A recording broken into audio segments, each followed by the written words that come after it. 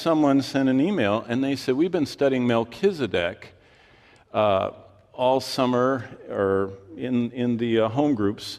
Of course, I've been in 12 by 12, and I haven't been in that, but I do know John MacArthur's study on Hebrews. And they said, could you relate Melchizedek to us non-Jewish people? Why there's so much space? I mean, a whole chapter, Hebrews 7 given to him. So we'll talk about Melchizedek. Melchizedek is only 3 times in the Bible. And I guess they asked, why is it so important for us non-Jewish people to know about Melchizedek? So whenever you're studying any topic in the Scriptures, you do an analysis and kind of take apart the Scriptures, and you find that Melchizedek is only in 3 places in the Scripture: Genesis 14, Psalm 110, and Hebrews 7. Now, immediately my mind starts thinking about this. Genesis 14, that's with Abraham, was about 2000 BC. Psalm 110, as David wrote it, was about 1000 BC. And Hebrews 7 is, sometime before the destruction of Jerusalem, so somewhere in the 60s AD. So we're talking about one person that's talked about over a 2,000 plus year, almost 2,100 year period of time in 3 different scriptures, and you start saying, why would God in Hebrews 7 say so much about this very mysterious figure? So for just a second, we won't go very long. Look at Genesis 14 with me, and let's look at Melchizedek. And I'll just tell you, basically, there are 3 views of who Melchizedek is. One is that he's kind of like a good guy Balaam. If you remember, Balaam in Exodus 32 to 34 is the one that, well, we're going to see him in the church in Pergamos, but he was the prophet for hire, but he knew God, and he knew the true and living God, and he communicated with God, and he knew God's name, he knew how to be in touch with God, but he was a bad guy. Well, Melchizedek in Genesis 14 also knows God. He knows him very well. In fact, he knows him and calls him by his name that is one of his great names, the God Most High. But look, the whole battle of the kings taking Lot and all that, and Abraham pursuing him, verse 14, as far as Dan. But this is where it gets interesting in verse 18, Genesis 14, 18. Then, out of the blue, nowhere before mentioned, Melchizedek, king of Salem, brought out bread and wine. He was the priest of, and there's that El Elyon name of God, God Most High. Now, you remember every time a demon gets all fired up in the presence of Christ, do you remember what they say? We know who you are. And they'll either use this title or another title. They'll call you the Holy One of God, or you are the one of the Most High God. This seems to be a spirit world well-known title that the Lord is the Most High God. And he blessed him and said, verse 19, blessed be Abram of God Most High, and now it describes this name of God, possessor of heaven and earth, and blessed be God Most High, who has delivered your enemies into your hand. And he, that's Abraham, verse 20 at the end, gave him, that's Melchizedek, a tithe of all. Now that is very interesting. Now the kings of Sodom said to Abram, give me the persons and take the goods for yourself. But Abram said to the king of Sodom, I have raised my hand to the Lord God Most High, possessor of heaven and earth, and I will take nothing from a thread to a sandal strap, that I will not take anything that is yours, lest you should say I've made Abraham rich, and accept only what the young men. And he finishes off saying, I don't want anybody to think that you helped Abraham, God Most High did. I mean, that is not a lot of stuff. And from that first mention of both Jerusalem and Melchizedek, we have in Psalm 110, the Lord saying, I swear that you're going to be a priest forever after the order of Melchizedek. Who was Melchizedek? That's the question. Why would this happen? And then turn over to chapter 7 of Hebrews. Look at what it's talking about in Hebrews 7. And those of you, this is familiar ground if you're in our home groups. For Melchizedek, 7:1, king of Salem, priest of the Most High God, who met Abraham returning from the slaughter of the kings, blessed him, to whom Abraham gave a tenth part of all. By the way, you want to know something that's a little unnerving for all the people that say we're not under the law, we don't tithe? This is before the law. Isn't that interesting? Moses didn't invent tithing. Abraham, to show honor to God before there was any Mosaic law. No diet, no Sabbath day, nothing. Moses wrote all that down. But this concept was known before that. To honor God, you give him the tenth. And so I always remember when I was talking with John MacArthur about this, when I was starting out, a newlywed, struggling to live in Los Angeles, as expensive as it was. And I said, John, what do you do? And he says, I don't want to be a legalist. He said, I don't ever want any legalism, so I never give 10%. He said, I give 11. You know what the average American gives? The average church-going evangelical American? 1%. And they think that's huge for God.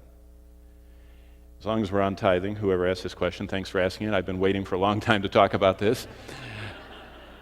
It's not like 10% belongs to God and I get the other 90%. It's like 100% belongs to God. And my goal in life is not to see how much of the money God has richly given me I can spend, but how much I can put at his disposal. And to think of leveraging every dime so that I can have the largest home and the newest car is a very ungodly, unbiblical thought. It's American, but it's not biblical. The goal is not how much we can amass.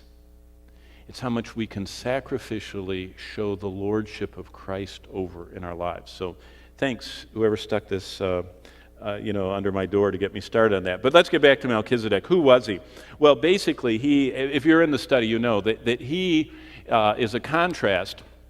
We have the Aaronic priesthood, and we have the Melchizedekian priesthood. And if you know anything about Aaron, it was hereditary. You could just hereditary. You could just be a priest as long as you're in the right family. And as you know, there were some rascals, and there were some good ones.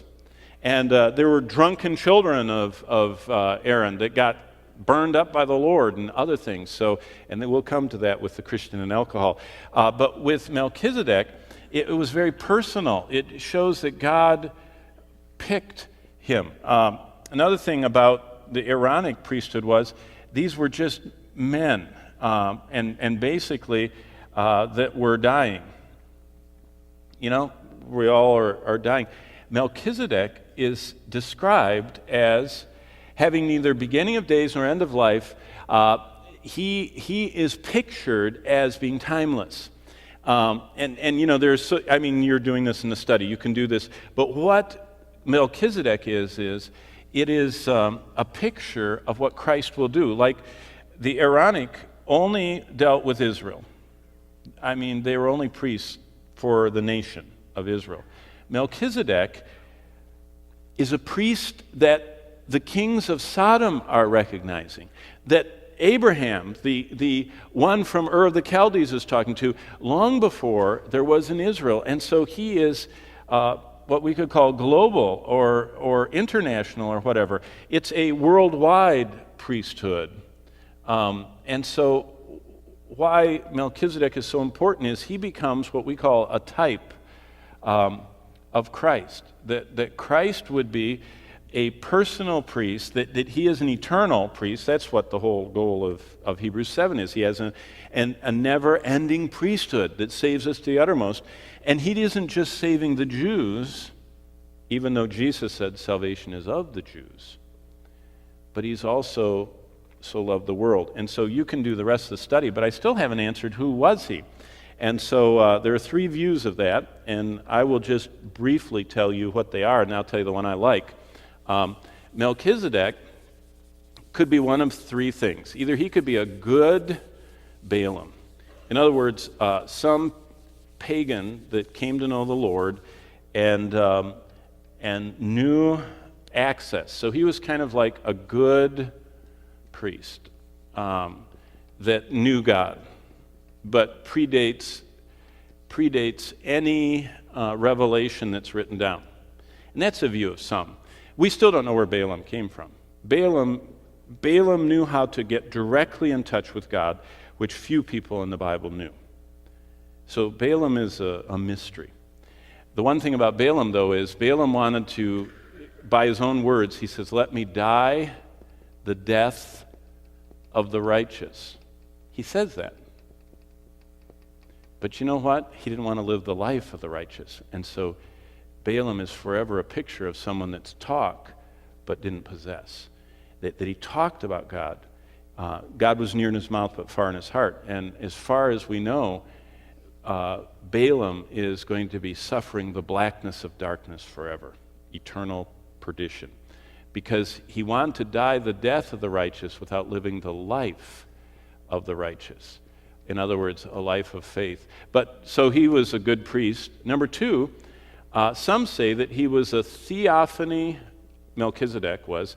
Theophany, if you ever heard of that word, theo means God, phanos is in a bodily form, or a Christophany, which is the same idea, Christos, Christ, in a body. A pre-incarnate visitation of Christ. And the reason they say that is because how could someone be the king of a Canaanite city like Salem and be godly? Because the Canaanites were so wicked. Remember Moses said the iniquity of the Amorites is not yet full. In fact, when they excavate around Israel, they hardly show the people what they find. It's so horrible, the Canaanite culture. They were baby murderers. I mean, they used to bury babies alive in jars. When they built something, they just put a living baby in there and seal it up and offer it to the gods. I mean, they were cold, cruel, heartless, murderous. Their perversion sexually is even makes Jewish archaeologists blush. They're so perverted, the Canaanites, as they excavate their stuff. And so people say the Canaanites are so bad, how could anybody but Christ be the king of Salem? Then there's a third view, which I think is very interesting, and that is, for everybody on earth, there would be three people that, as it says here, if you look back in verse 3 of Hebrews 7, without father, without mother, without genealogies, having neither beginning of days nor end of life. This would be someone that just kind of like they couldn't figure out. Like he lived longer than everybody else. Seems like he wasn't going to die. And he kind of was old when people just started coming around. And it's like he's from somewhere else. And there is someone like that. And his name is Shem, if you think about it. Because Noah had 3 sons. And those 3 were 100 years old when they stepped off the ark. So they were already old. But after the ark, after the flood of Noah, people began living normal, basic lifespans.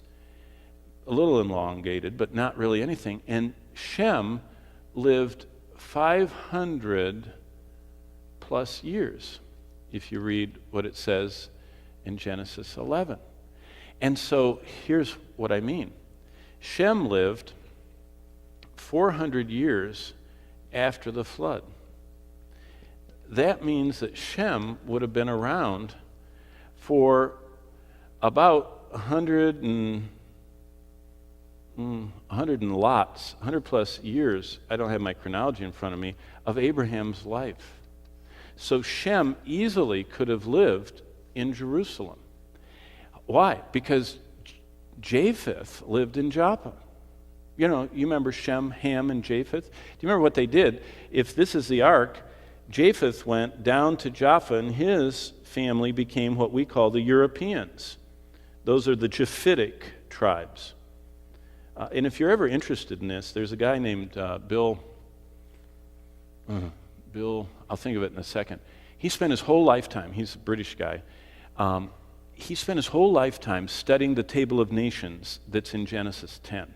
Genesis 10 says that from the ark overspread the earth 70 families, and it names every family.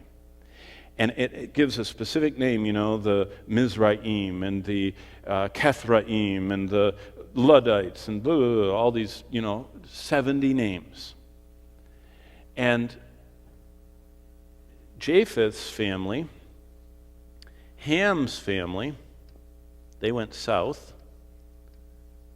They became the equatorial people, the hot country people. They became, Africa, the coastal areas, and Ham's descendants. Some of them actually went a little north and became the Canaanites. And if you remember, that's who Noah cursed. Then there's Shem. And Shem is the Semitic peoples, the people of the Middle East. Abraham was a descendant. So it's very possible that Shem is one of Shem fits with the good priest and the theophany thing quite well, because all of them we don't know. But it's very interesting that if you do the chronology, it appears that Shem died the same year as the 127-year-old Sarah died. And so if you know anything about Abraham's life, he must have really mourned that year, because he lost possibly this person that knew God from before the flood and told him about, Noah. And Noah would have known all the way back, through his relatives, would have known and heard of Adam. And so this touch all the way to creation, Shem would have brought all the way here to Abraham's life. But this book that's written is fascinating, because this man, Bill, whatever his name is, his book is called After the Flood. That's the title of it, After the Flood. And if you're one of these people who likes to read intriguing stuff, he spent 30 years of his life systematically going through the archives of Denmark, of Scotland, of England, of Germany, of Italy, of Spain, and then he went to the Middle East, and he went through Turkey's and Syria's, and he spent, and he finished this book in the 70s, and it used to be sold by Institute of Creation Research, because it's so fascinating.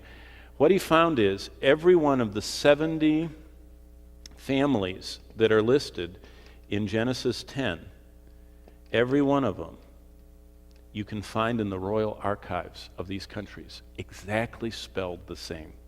Now, these people don't study the Bible. They don't even believe the Bible, and they don't even care what's in their archives. But the earth is not as old, and that will get up to this question here. The earth is not as old as a lot of people think, because Shem most likely knew Abraham. Shem's dad most likely had first-hand accounts of Adam. And it's very possible Shem was Melchizedek, because he would have known the Lord. And he would have appeared to be, verse 3, he would have appeared to be without father, without mother, without genealogy, having neither beginning of life nor end of days, but made like the Son of God. So that's a possibility. Probably the one that most theologians favor would be this middle one. And then others are here and others are here. But that's why Melchizedek is here, to show the type of the perfection of Christ's priesthood. But who he was, this gives you an example of what theologians do when they have very little to work with. Genesis 14 is only that long.